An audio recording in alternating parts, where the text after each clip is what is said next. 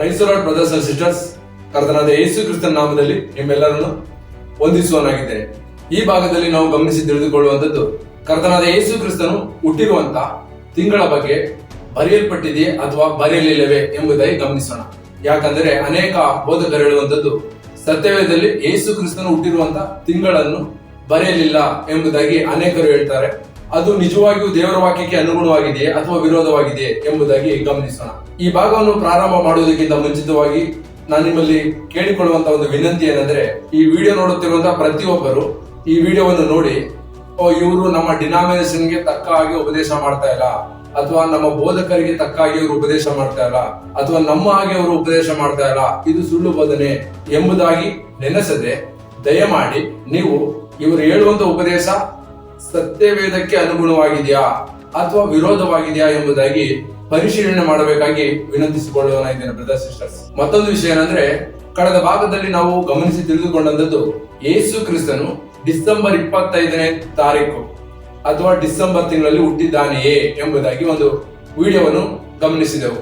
ಅದಕ್ಕೆ ಅನೇಕ ಬೋಧಕರು ಅಥವಾ ವಿಶ್ವಾಸಿಗಳು, ಶಿಷ್ಯಂದಿರು ಕೇಳುವಂತ ಪ್ರಶ್ನೆ ಹೇಗಿತ್ತಂದ್ರೆ, ನೀವು ಕ್ರೈಸ್ತರ ಮಧ್ಯದಲ್ಲಿ ಗೊಂದಲವನ್ನು ಉಂಟು ಮಾಡ್ತಾ ಇದ್ದೀರಾ ಎಂಬುದಾಗಿ ಹೇಳುವವರಾಗಿ, ಮತ್ತು ಹಾಗಾದ್ರೆ ಯೇಸು ಕ್ರಿಸ್ತರು ಹುಟ್ಟಿ ಬರಲೇ ಇಲ್ವಾ ಎಂಬುದಾಗಿ ಕೇಳುವವರಾಗಿದ್ರು. ಬ್ರದರ್ ಸಿಸ್ಟರ್ಸ್, ಡಿಸೆಂಬರ್ 25ನೇ ತಾರೀಕು ಅಥವಾ ಡಿಸೆಂಬರ್ ತಿಂಗಳಿನಲ್ಲಿ ಯೇಸು ಕ್ರಿಸ್ತರು ಹುಟ್ಟಲಿಲ್ಲ ಎಂಬುದಾಗಿ ಪದ ಬಳಕೆ ಮಾಡಿದ್ದೇನೆ ಅಷ್ಟೇ. ಆದರೆ ಕರ್ತನಾದ ಯೇಸು ಕ್ರಿಸ್ತನು 2000 ವರ್ಷಗಳ ಹಿಂದೆ ಈ ಭೂಲೋಕಕ್ಕೆ ಮನುಷ್ಯನಾಗಿ ಬಂದು ನಮ್ಮ ಪಾಪ ಶಾಪಗಳನ್ನು ನಿವಾರಣೆ ಮಾಡಿ ಇಂದಿಗೂ ಆತನು ಪರಲೋಕದಲ್ಲಿದ್ದಾನೆ ಎಂಬುದನ್ನು ನಾನು ನಂಬುವನಾಗಿದ್ದೇನೆ ಮತ್ತು ಪ್ರಚಾರ ಪಡಿಸುವನಾಗಿದ್ದೇನೆ. ಯಾಕಂದರೆ ನಾನು ಕೂಡ ಯೇಸು ಕ್ರಿಸ್ತನನ್ನು ತಿಳಿಯುವುದಕ್ಕಿಂತ ಮೊದಲು ಒಬ್ಬ ಕುಡುಕನಾಗಿ, ಒಬ್ಬ ಚೈನ್ ಸ್ಮೋಕರ್ ಆಗಿ, ಈ ಲೋಕದ ಪಾಪದ ಜೀವಿತದಲ್ಲಿ ಜೀವಿಸಿ ಯಾವುದೇ ನಿರೀಕ್ಷೆ ಇಲ್ಲದವನಾಗಿ ಜೀವಿಸುತ್ತಿರುವಾಗ ದೇವರ ವಾಕ್ಯ ನನ್ನ ಕಿವಿಗೆ ಬಿದ್ದಾಗ ನಾನು ಆತನನ್ನು ತಿಳಿದುಕೊಂಡು ಆತನ ವಾಕ್ಯವನ್ನು ಗ್ರಹಿಸಿಕೊಂಡು ಆತನ ಮಾತಿಗೆ ವಿಧೇಯನಾಗಿ ನಡೆಯುವನಾಗಿದ್ದೇನೆ ಬ್ರದರ್ ಸಿಸ್ಟರ್ಸ್. ಸರಿ, ಇಂದಿನ ಮುಖ್ಯವಾದ ವಿಷಯವನ್ನು ಗಮನಿಸೋಣ. ಯೇಸು ಕ್ರಿಸ್ತನು ಹುಟ್ಟಿರುವಂತ ತಿಂಗಳ ಬಗ್ಗೆ ಸತ್ಯವೇದದಲ್ಲಿ ಬರೆಯಲ್ಪಟ್ಟಿದೆಯೇ ಬರೆಯಲಿಲ್ಲವೇ ಎಂಬುದಾಗಿ ಗಮನಿಸೋಣ. ಅದಕ್ಕಾಗಿ ಮೊದಲನೇ ವಾಕ್ಯ 1 ಪೇತ್ರ 1ನೇ ಅಧ್ಯಾಯ 11ನೇ ವಚನ. ತಮ್ಮಲ್ಲಿದ್ದ ಕ್ರಿಸ್ತನ ಆತ್ಮನು ಕ್ರಿಸ್ತನಿಗೆ ಬರಬೇಕಾದ ಬಾಧೆಗಳನ್ನು, ಅವುಗಳ ತರುವಾಯ ಉಂಟಾಗುವ ಪ್ರಭಾವವನ್ನು ಮುಂದಾಗಿ ತಿಳಿಸಿದಾಗ ಆತನು ಯಾವ ಕಾಲವನ್ನು ಇಲ್ಲವೇ ಎಂಥ ಕಾಲವನ್ನು ಸೂಚಿಸುವನೆಂಬುದನ್ನು ಅವರು ಪರಿಶೋಧನೆ ಮಾಡಿದರು. ಆಮೇನ್. ಬ್ರದರ್ ಸಿಸ್ಟರ್ಸ್, ಈ ವಾಕ್ಯ ನಮಗೆ ತಿಳಿಸುವಂತದ್ದು ಯೇಸು ಕ್ರಿಸ್ತನು ಬರುವುದಕ್ಕಿಂತ ಮುಂಚಿತವಾಗಿ, ಅಂದ್ರೆ ಪರಲೋಕದಿಂದ ಆತನು ಈ ಭೂಮಿಗೆ ಮನುಷ್ಯನಾಗಿ ಬರುವುದಕ್ಕಿಂತ ಮುಂಚಿತವಾಗಿ ಹಳೆ ಒಡಂಬಡಿಕೆಯಲ್ಲಿದ್ದಂತ ಪ್ರವಾದಿಗಳಿಗೆ ಮೊದಲನೇ ಬರೋಣವನ್ನು, ಬಾಧೆಗಳನ್ನು ಅಂದರೆ ಮೊದಲನೇ ಬರೋಣವನ್ನು, ಪ್ರಭಾವವನ್ನು ಅಂದರೆ ಎರಡನೇ ಬರೋಣವನ್ನು ಮುಂದಾಗಿ ತಿಳಿಸಿದ್ದಾರೆ ಎಂಬುದಾಗಿ ಈ ವಾಕ್ಯ ನಮಗೆ ತಿಳಿಸುವಂತದ್ದಾಗಿದೆ. ಮತ್ತು ಯಾವ ಕಾಲವನ್ನು ಎಂಥ ಕಾಲವನ್ನು ಅಂದರೆ ಮೊದಲನೇ ಬರೋಣ ಕಾಲ, ಎರಡನೇ ಬರೋಣವಂತ ಕಾಲ, ಈ ಎರಡನ್ನು ಪ್ರವಾದಿಗಳಿಗೆ ತಿಳಿಸಿದರು ಎಂಬುದಾಗಿ ಈ ವಾಕ್ಯ ನಮಗೆ ತಿಳಿಸುವಂತದ್ದಾಗಿದೆ. ಅದು ಹೇಗೆ ತಿಳ್ಕೊಳ್ತಾ ಇದ್ದು ಅಂದ್ರೆ, ಅವರಿಗೆ ಕೊಡಲ್ಪಟ್ಟಿದ್ದಂತ ಆ ಧರ್ಮಶಾಸ್ತ್ರವನ್ನು ಪರಿಶೋಧನೆ ಮಾಡುವವರಾಗಿದ್ರು. ಇವತ್ತು ಸಹ ನಾವು ಸತ್ಯವೇದವನ್ನು ಓದೋದಾದ್ರೆ ಮೊದಲನೇ ಬರೋಣ ಮತ್ತು ಎರಡನೇ ಬರೋಣ ಎರಡನ್ನು ಸಹ ತಿಳಿದುಕೊಳ್ಳಬಹುದು.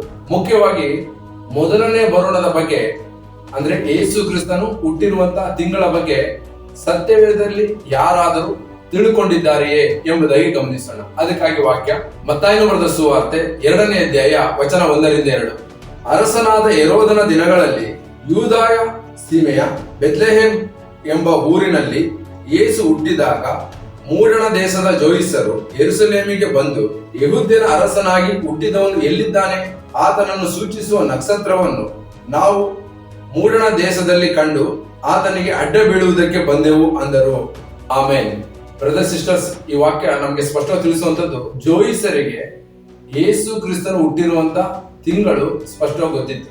ಹೇಗಂದ್ರೆ ಅರ್ಥ ಮಾಡ್ಕೊಳ್ಳಿ, ಅವರು ಹುಟ್ಟಿರುವಂತ ತಿಂಗಳಲ್ಲೇ ಬಂದು ಆ ಹೆರೋದನ ಹತ್ರ ಜೋಯಿಸರು ಕೇಳುವವರಾಗಿದ್ದಾರೆ. ಆ ನಕ್ಷತ್ರ ಯೇಸು ಕ್ರಿಸ್ತನು ಹುಟ್ಟಿರುವಂತ ಸೂಚನೆಯನ್ನು ಅವರಿಗೆ ತಿಳಿಸಿದೆ. ನೋಡಿ, ಮೊದಲನೇ ಬರೋಣವನ್ನು ಜೋಯಿಸರು ತಿಳ್ಕೊಂಡಿದ್ದಾರೆ ಎಂಬುದಾಗಿ ನೋಡೋದಾದ್ರೆ ನಾವು ಕೂಡ ತಿಳ್ಕೋಬೋದಲ್ಲ ಬ್ರದರ್ ಸಿಸ್ಟರ್ಸ್. ಇವತ್ತು ಅನೇಕ ಬೋಧಕರು ಅಥವಾ ದೈವ ಸೇವಕರು ಹೇಳುವಂತದ್ದು ಯೇಸು ಕ್ರಿಸ್ತನು ಹುಟ್ಟಿರುವಂತ ತಿಂಗಳೇ ಗೊತ್ತಿಲ್ಲ, ಆದ್ರೂ ಡಿಸೆಂಬರ್ ತಿಂಗಳು ನಾವು ಕ್ರಿಸ್ಮಸ್ ಹಬ್ಬವನ್ನು ಮಾಡ್ತೇನೆ ಎಂಬುದಾಗಿ ಹೇಳುವವರಾಗಿದ್ದಾರೆ. ಇನ್ನು ಕೆಲವರು ಇಲ್ಲ, ಯೇಸು ಕ್ರಿಸ್ತರು ಡಿಸೆಂಬರ್ ತಿಂಗಳಲ್ಲೇ ಹುಟ್ಟಿದ್ದಾರೆ ಎಂಬುದಾಗಿ ಉಪದೇಶ ಮಾಡುವವರಾಗಿ. ಆದರೆ ಡಿಸೆಂಬರ್ ತಿಂಗಳು ಹುಟ್ಟೋದಕ್ಕೆ ಅವಕಾಶನೇ ಇಲ್ಲ ಎಂಬುದಾಗಿ ಸತ್ಯವೇದ ಹೇಳ್ತಾ ಇದೆ. ಅದು ಹೇಗೆ ಎಂಬುದಾಗಿ ಮುಂದೆ ಬರುವಂತ ವಾಕ್ಯದಲ್ಲಿ ನಾವು ಗಮನಿಸೋಣ. ಈಗ ಯೇಸು ಕ್ರಿಸ್ತನು ಹುಟ್ಟಿರುವಂತಹ ತಿಂಗಳ ಬಗ್ಗೆ ಮೊದಲೇ ಪ್ರವಾದಿಗಳಿಗೆ ತಿಳಿಸಿದ್ರು ಮತ್ತು ಆ ಹುಟ್ಟಿದಂತ ತಿಂಗಳಲ್ಲಿ ಜೋಯಿಸರು ಬಂದು ತಿಳಿದುಕೊಂಡ್ರು ಎಂಬುದಾಗಿ ಸ್ಪಷ್ಟವಾಗಿ ಈ ಎರಡು ವಾಕ್ಯದಲ್ಲಿ ನಾವು ತಿಳ್ಕೊಳ್ಬಹುದು ಅಲ್ವಾ. ಇನ್ನೊಂದು ವಾಕ್ಯವನ್ನು ಗಮನಿಸೋಣ. ಮತ್ತಾಯ 2ನೇ ಅಧ್ಯಾಯ 9ನೇ ವಚನ. ಅವರು ಅರಸನ ಮಾತನ್ನು ಕೇಳಿ ಹೊರಟಾಗ ಮೂಡಣ ದೇಶದಲ್ಲಿ ಕಂಡ ನಕ್ಷತ್ರವು ಅವರ ಮುಂದೆ ಮುಂದೆ ನಡೆದು ಕೂಸು ಇದ್ದ ಸ್ಥಳದ ಮೇಲೆ ಬಂದು ನಿಂತಿತು. ಆಮೇನ್. ಆ ನಕ್ಷತ್ರವು ಯೇಸು ಕ್ರಿಸ್ತನು ಇದ್ದಂತ ಸ್ಥಳದ ಮೇಲೆ ನಿಂತಿತು ಎಂಬುದಾಗಿ ವಾಕ್ಯದಲ್ಲಿ ಬರೆಯಲ್ಪಟ್ಟಿದೆ. ಈಗ ಅರ್ಥ ಮಾಡ್ಕೊಳ್ಳಿ, ಜೋಯಿಸರಿಗೆ ಯೇಸು ಕ್ರಿಸ್ತನು ಹುಟ್ಟಿರುವಂತ ತಿಂಗಳು ಹೇಗೆ ಗೊತ್ತಾಯಿತು ಎಂಬುದಾಗಿ ನಾವು ಇದನ್ನು ಧ್ಯಾನಿಸುವುದಾದ್ರೆ, ಇವರು ಬಂದಿರುವಂತದ್ದು ಮೂಡಣ ದೇಶದಿಂದ ಎಂಬುದಾಗಿ ಬರೆಯಲ್ಪಟ್ಟಿದೆ. ಅಂದರೆ ಯೆರೂಸಲೇಮಿಗೆ ಮೂಡಣ ದೇಶದಲ್ಲಿರುವಂತ ಒಂದು ದೇಶದಿಂದ ಬಂದಿದ್ದಾರೆ. ಆ ಯೆರೂಸಲೇಮಿಗೆ ಮೂಡಣ ದೇಶ ಯಾವುದು ಅಂತ ಕೇಳೋದಾದ್ರೆ ಐಗುಪ್ತ ದೇಶ. ಇವರು ಬಂದಿರುವಂತದ್ದು ಐಗುಪ್ತ ದೇಶದಿಂದ. ಐಗುಪ್ತ ದೇಶದಲ್ಲಿರುವಂತ ಜೋಯಿಸರಿಗೆ ಹೇಗೆ ಗೊತ್ತಾಯಿತು ಎಂಬುದಾಗಿ ಕೇಳೋದಾದ್ರೆ, ದಾನಿಯೇಲನ ಗ್ರಂಥ 9ನೇ ಅಧ್ಯಾಯ ವಚನ 24ರಿಂದ 27ರವರೆಗೂ ನಾವು ಗಮನಿಸೋದಾದ್ರೆ, ಅಲ್ಲಿ ದಾನಿಯೇಲನಿಗೆ ದೇವರು ಗಬ್ರಿಯೇಲನ ಮುಖಾಂತರ ಒಂದು ದರ್ಶನವನ್ನು ಕೊಟ್ಟಿರ್ತಾರೆ. ಸೊ ಆ ವಾಕ್ಯದಲ್ಲಿ ಬರೆದಿರುವುದನ್ನು ಇವರು ತಿಳಿದುಕೊಂಡು ಬಂದಿದ್ದಾರೆ ಬ್ರದರ್ ಸಿಸ್ಟರ್ಸ್. ಅಂದ್ರೆ ಒಂದು ಸಮಯದಲ್ಲಿ ದಾನಿಯೇಲನನ್ನು ಅವನ ಜೊತೆ ಇದ್ದಂತ ಅನೇಕ ಇಸ್ರಾಯೇಲರನ್ನು ಐಗುಪ್ತ ದೇಶದವರು ಸೆರೆ ಹಿಡಿದುಕೊಂಡು ಹೋದಾಗ ಆ ಸಮಯದಲ್ಲಿ ದೇವರು ಆ ಐಗುಪ್ತ ದೇಶದಲ್ಲಿ ದಾನಿಯೇಲನಿಗೆ ಒಂದು ದರ್ಶನವನ್ನು ಕೊಟ್ಟಿರ್ತಾರೆ. ಅದು ಯಾವುದು ಅಂದ್ರೆ ಯೇಸು ಕ್ರಿಸ್ತನ ಮೊದಲನೇ ಬರೋಣ, ಅದೇ 70 ವಾರಗಳು. ಆ 70 ವಾರಗಳ ಬಗ್ಗೆ ತಿಳಿದುಕೊಂಡು ಜೋಯಿಸರು ಇಂಥ ತಿಂಗಳಲ್ಲೇ ಇಂಥ ವರ್ಷದಲ್ಲೇ ಯೇಸು ಕ್ರಿಸ್ತನು ಹುಟ್ಟುತ್ತಾನೆ ಎಂಬುದಾಗಿ ಗ್ರಹಿಸಿಕೊಂಡು ಅದೇ ಸಮಯದಲ್ಲಿ ನಕ್ಷತ್ರವನ್ನು ಹಿಂಬಾಲಿಸಿಕೊಂಡು ಬಂದಿದ್ದಾರೆ ಬ್ರದರ್ ಸಿಸ್ಟರ್ಸ್. ಈಗ ದಾನಿಯೇಲ 70 ವಾರಗಳನ್ನು ಹೇಗೆ ತಿಳ್ಕೊಂಡ ಅಂತ ಕೇಳೋದಾದ್ರೆ, ಯೆರೆಮೀಯನ ಗ್ರಂಥದಲ್ಲಿ ಬರೆಯಲ್ಪಟ್ಟಿದ್ದಂತಹ ಆ ವಾಕ್ಯಗಳನ್ನು ಓದಿ ತಿಳಿದುಕೊಂಡಿದ್ದಾನೆ ಬ್ರದರ್ ಸಿಸ್ಟರ್ಸ್. ನೋಡಿ, ಯೇಸು ಕ್ರಿಸ್ತನು ಹುಟ್ಟುವಂತಹ ತಿಂಗಳನ್ನು ಜೋಯಿಸರು ಎಲ್ಲಿ ತಿಳ್ಕೊಂಡಿದ್ದಾರೆ? ಸತ್ಯವೇದವನ್ನು ಓದಿ, ದಾನಿಯೇಲ ಗ್ರಂಥವನ್ನು ಓದಿ ತಿಳ್ಕೊಂಡಿದ್ದಾರೆ. ದಾನಿಯೇಲನು ಹೇಗೆ ತಿಳ್ಕೊಂಡ ಆ 70 ವಾರಗಳನ್ನ? ಸತ್ಯವೇದವನ್ನು ಓದಿ ತಿಳ್ಕೊಂಡಿದ್ದಾನೆ.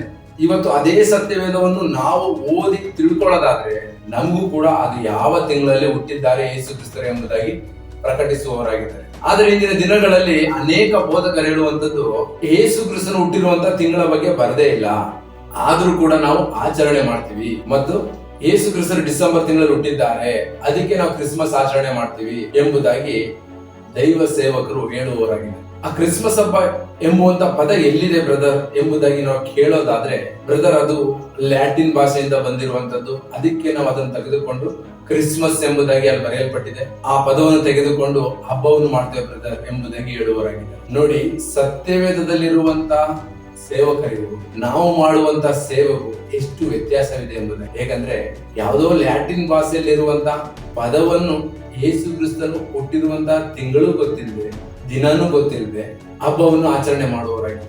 ಆದ್ರೆ ಸತ್ಯವೇದದಲ್ಲಿ ಇರುವಂತ ಸೇವಕರು ಸತ್ಯವೇದವನ್ನು ಓದಿ ಅದನ್ನು ಗ್ರಹಿಸಿಕೊಂಡು ಆ ತಿಂಗಳನ್ನು ತಿಳಿದುಕೊಂಡು ಆ ವಾಕ್ಯಕ್ಕೆ ಸಾಕ್ಷಿಯಾಗಿದೆ. ಇದೇ ಬ್ರದರ್ ಸಿಸ್ಟರ್ಸ್, ನಾವು ಮಾಡುವಂತ ಸೇವೆಗೂ ಸತ್ಯವೇದಲ್ಲಿರುವಂತ ಸೇವಕರಿಗೂ ವ್ಯತ್ಯಾಸ ಇರುವಂತದ್ದು. ಸರಿ, ಈಗ ಡಿಸೆಂಬರ್ ತಿಂಗಳಲ್ಲಿ ಯೇಸು ಕ್ರಿಸ್ತರು ಹುಟ್ಟೋದಕ್ಕೆ ಅವಕಾಶನೇ ಇಲ್ಲ ಎಂಬುದಕ್ಕೆ 2 ವಾಕ್ಯಗಳನ್ನು ನಾವು ಗಮನಿಸೋಣ. ಆ ನಂತರ ಈ ಲ್ಯಾಟಿನ್ ಭಾಷೆಯಲ್ಲಿ ನಿಜವಾಗಿಯೂ ಕ್ರಿಸ್ಮಸ್ ಎಂಬುದಾಗಿ ಬರೆಯಲ್ಪಟ್ಟಿದೆಯಾ, ಅದು ಕ್ರಿಸ್ತ ಆರಾಧನೆನಾ ಎಂಬುದಾಗಿ ಗಮನಿಸಿ ತಿಳಿದುಕೊಳ್ಳೋಣ.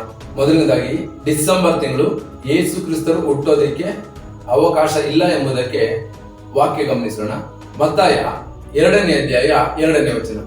ಯೆಹೂದ್ಯರ ಅರಸನಾಗಿ ಹುಟ್ಟಿದವನು ಎಲ್ಲಿದ್ದಾನೆ?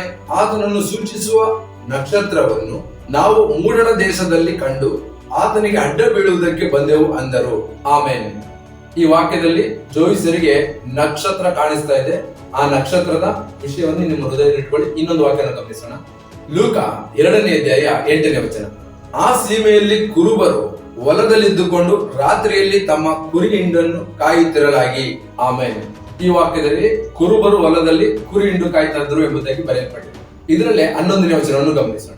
ಅದೇನೆಂದರೆ, ಇವತ್ತು ನಿಮಗೋಸ್ಕರ ದಾವೀದನೂರಿನಲ್ಲಿ ಒಬ್ಬ ರಕ್ಷಕನು ಹುಟ್ಟಿದ್ದಾನೆ, ಆತನು ಕರ್ತನಾಗಿರುವ ಕ್ರಿಸ್ತನೇ. ಆಮೇಲೆ ಈ ವಾಕ್ಯ ಹೇಳ್ತಾ ಇರುವಂತದ್ದು ದೇವದೂತರು ಬಂದು ಕ್ರಿಸ್ತನು ಹುಟ್ಟಿದ್ದಾನೆ ದಾವೀದನೂರಿನಲ್ಲಿ, ಒಬ್ಬ ರಕ್ಷಕನು, ಆತನು ಕರ್ತನಾಗಿರುವ ಕ್ರಿಸ್ತನೇ ಎಂಬುದಾಗಿ ಹೇಳುವವರಾಗಿದ್ದಾರೆ. ಇದೇ ಅಧ್ಯಾಯ 8ನೇ ವಚನದಲ್ಲಿ ಗಮನಿಸ್ತೋ ಹೊಲದಲ್ಲಿ ಕುರುಬರು ಕುರಿ ಕಾಯ್ತಾ ಇದ್ದಾರೆ ಎಂಬುದಾಗಿ. ಮತ್ತಾಯ 2ನೇ ಅಧ್ಯಾಯ 2ನೇ ವಚನದಲ್ಲಿ ಗಮನಿಸ್ತೋ ಜೋಯಿಸರಿಗೆ ನಕ್ಷತ್ರ ಕಾಣಿಸಿದೆ ಎಂಬುದಾಗಿ. ಈಗ ಈ ಮೂರನ್ನು ಸ್ಪಷ್ಟವಾಗಿ ಗಮನಿಸಿ. ಒಂದು, ಯೇಸು ಕ್ರಿಸ್ತರು ಆ ತಿಂಗಳಲ್ಲಿ ಹುಟ್ಟಿದ್ದಾರೆ, ಅದೇ ತಿಂಗಳಲ್ಲಿ ಕುರುಬರು ಹೊಲದಲ್ಲಿ ಕುರಿ ಕಾಯ್ತಿದ್ದಾರೆ, ಅದೇ ತಿಂಗಳಲ್ಲಿ ಜೋಯಿಸರು ಬಂದಿದ್ದಾರೆ, ನಕ್ಷತ್ರವು ಆ ಜೋಯಿಸರಿಗೆ ಕಾಣಿಸಿದೆ. ಈಗ ಈ ಮೂರು ನಡೆದಿರುವಂತದ್ದು ಯಾವ ಸಮಯದಲ್ಲಿ ಎಂಬುದಾಗಿ ಇಂದಿನ ಸೇವಕರುಗಳನ್ನು ನಾವು ಹೇಳೋದಾದ್ರೆ, ದೈವ ಸೇವಕರು ಹೇಳುವಂತ ಪದ ಅಂದ್ರೆ ಡಿಸೆಂಬರ್ ತಿಂಗಳು ಬ್ರದರ್, ಅದೇ ಡಿಸೆಂಬರ್ ತಿಂಗಳಲ್ಲಿ ಯೇಸು ಕ್ರಿಸ್ತರು ಹುಟ್ಟಿರುವಂತದ್ದು ಎಂಬುದಾಗಿ ಕೆಲವು ಬೋಧಕರು ಹೇಳುವವರಾಗಿದ್ದಾರೆ. ಹೌದಾ, ಡಿಸೆಂಬರ್ ತಿಂಗಳು ಹುಟ್ಟಿದ್ದಾರಾ ಎಂಬುದಾಗಿ ಸತ್ಯವೇದವನ್ನು ನಾವು ಈಗ ಸ್ವಲ್ಪ ಗಮನಿಸೋಣ. ಈಗ ಡಿಸೆಂಬರ್ ತಿಂಗಳು ನಮಗೆ 12ನೇ ತಿಂಗಳು.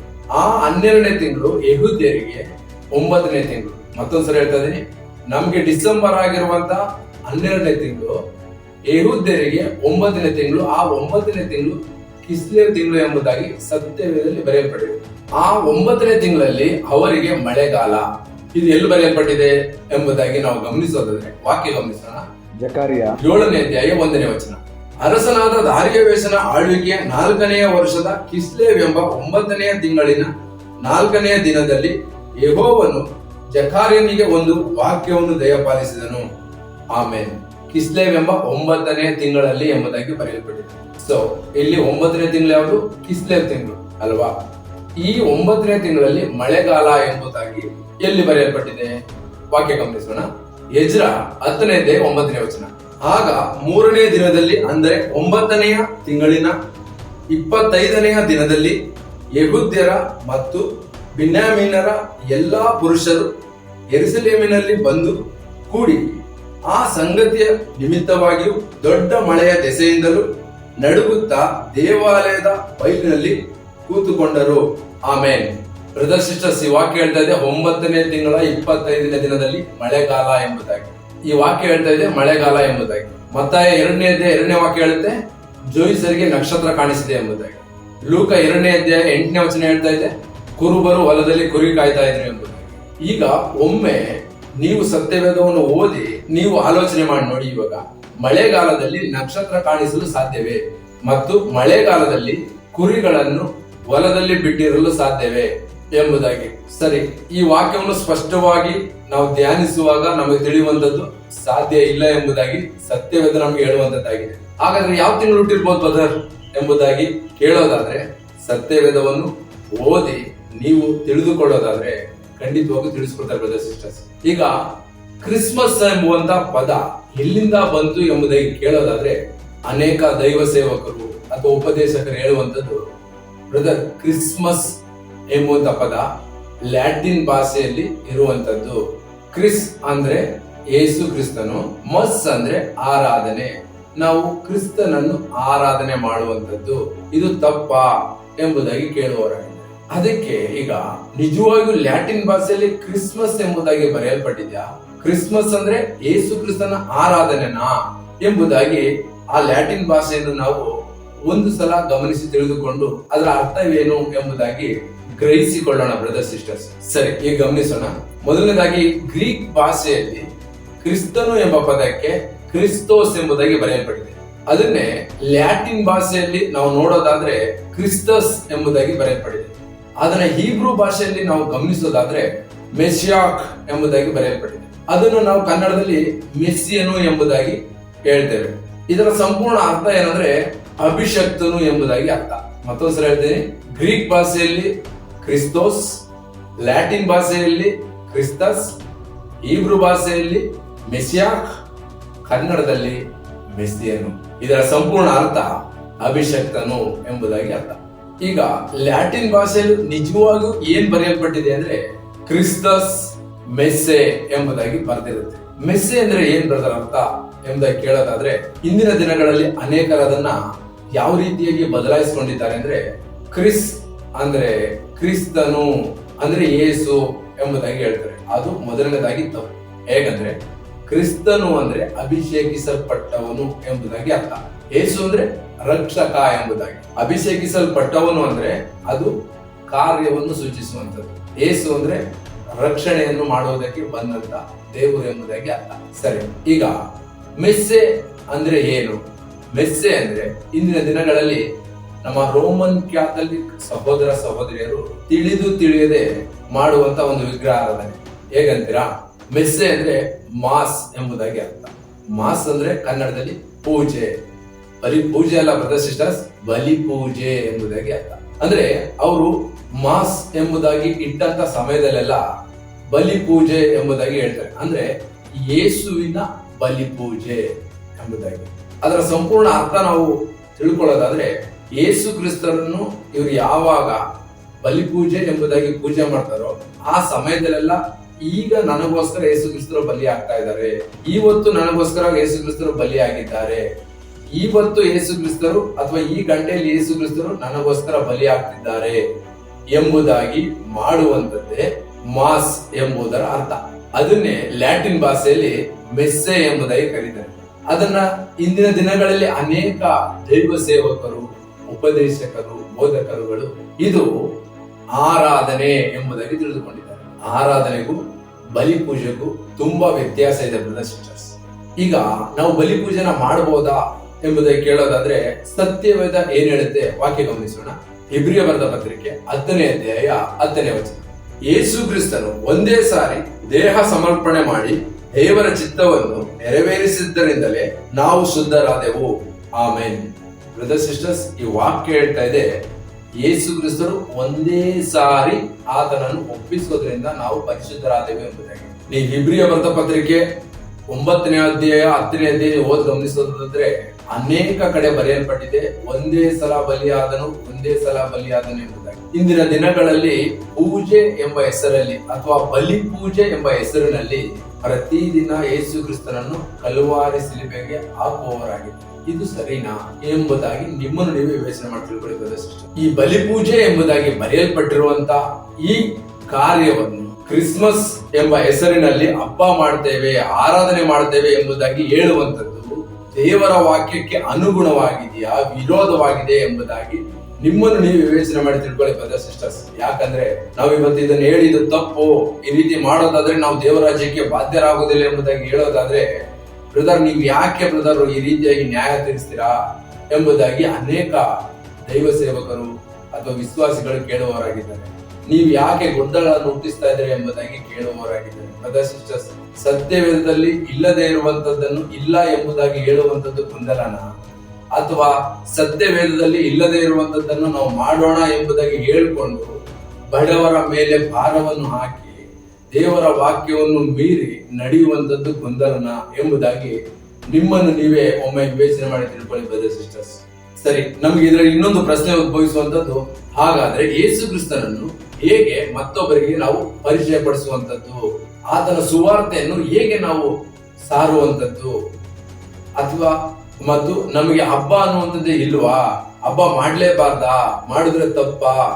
ಮತ್ತು ಲೂಕನ ಬರೆದ ಸುವಾರ್ತೆಯಲ್ಲಿ ಪರಲೋಕದಲ್ಲಿ ಮಹಿಮೆ, ಭೂಲೋಕದಲ್ಲಿ ಸಮಾಧಾನ ಎಂಬುದಾಗಿ ಬರೆಯಲ್ಪಟ್ಟಿದೆಯಲ್ಲ, ಸೊ ಆ ರೀತಿಯಾಗಿ ಹಬ್ಬ ಮಾಡಬಾರ್ದಾ ಎಂಬುದಾಗಿ ನೀವು ಕೇಳೋದಾದ್ರೆ ಅದಕ್ಕೆ ಉತ್ತರ ಮುಂದೆ ಬರುವಂತಹ ವಿಡಿಯೋದಲ್ಲಿ ನಾವು ಗಮನಿಸಿ ತಿಳಿದುಕೊಳ್ಳೋಣ ಬ್ರದರ್ ಸಿಸ್ಟರ್ಸ್. ಈ ಭಾಗದಲ್ಲಿ ನಾವು ಗಮನಿಸಿ ತಿಳಿದುಕೊಂಡಂತದ್ದು ಯೇಸು ಕ್ರಿಸ್ತನು ಹುಟ್ಟಿರುವಂತ ತಿಂಗಳ ಬಗ್ಗೆ ಸತ್ಯವೇದದಲ್ಲಿ ಬರೆಯಲ್ಪಟ್ಟಿದೆ. ಅದನ್ನ ಸತ್ಯವೇದವನ್ನು ಓದಿ ಹುಡುಕಿ ತಿಳಿದುಕೊಳ್ಳಿ. ನಾನ್ ತಿಳ್ಕೊಂಡಿದ್ದೆ ಬ್ರದರ್ ಸಿಸ್ಟರ್ಸ್. ಆ ತಿಂಗಳ ಬಗ್ಗೆ ಯಾಕೆ ನಾನು ಹೇಳ್ತಾ ಇಲ್ಲ ಎಂಬುದಾಗಿ ನೀವು ಕೇಳೋದಾದ್ರೆ, ಆ ತಿಂಗಳನ್ನು ಇಟ್ಕೊಂಡು ಇವತ್ತು ಅನೇಕ ಜನರು ವಿಗ್ರಹ ಆರಾಧನೆ ಮಾಡುವುದಕ್ಕೆ ಮುಂದಾಗುವವರಾಗಿರ್ತಾರೆ. ಆದುದರಿಂದ ನಾನು ಆ ತಿಂಗಳನ್ನು ಹೇಳೋದಕ್ಕೆ ಬಯಸೋದಿಲ್ಲ. ಮತ್ತು ಡಿಸೆಂಬರ್ ತಿಂಗಳಲ್ಲಿ ಯೇಸು ಕ್ರಿಸ್ತನು ಹುಟ್ಟಲಿಲ್ಲ ಎಂಬುದಾಗಿ ಈ ಭಾಗದಲ್ಲಿ ನಾವು ಗಮನಿಸಿದೆವು. ಕ್ರಿಸ್ಮಸ್ ಎಂಬುವಂತದ್ದು ಲ್ಯಾಟಿನ್ ಭಾಷೆಯಿಂದ ಬಂದಿರುವಂತದ್ದು ಎಂಬುದಾಗಿ ಹೇಳ್ತಾರೆ. ಸೊ ಅದು ಕೂಡ ಒಂದು ತಪ್ಪಾಗಿದೆ. ಅದು ಬಲಿ ಪೂಜೆಯನ್ನು ಸೂಚಿಸುವಂತದ್ದಾಗಿದೆ. ಅದನ್ನು ನಾವು ಆಚರಣೆ ಮಾಡೋದಾದ್ರೆ ದೇವರ ವಾಕ್ಯಕ್ಕೆ ವಿರೋಧವಾಗಿರ್ತದೆ ಎಂಬುದಾಗಿ ಇಲ್ಲಿವರೆಗೂ ನಾವು ಗಮನಿಸಿ ತಿಳಿದುಕೊಂಡೆವು.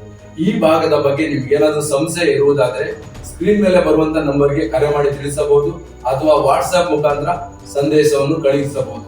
ಇದುವರೆಗೂ ವಾಕ್ಯದ ಅರ್ಥಗಳನ್ನು ತಿಳಿಸಿಕೊಡುತ್ತಾ ಬರ್ತಾ ಇರುವಂತ ನಮ್ಮ ಕರ್ತನಾದ ಯೇಸು ಕ್ರಿಸ್ತನಿಗೆ ಸ್ತುತಿ, ಘನತೆ, ಗೌರವಗಳು ಆತನ ಒಬ್ಬನಿಗೆ ಸಲ್ಲಲಿ. ಆಮೆನ್.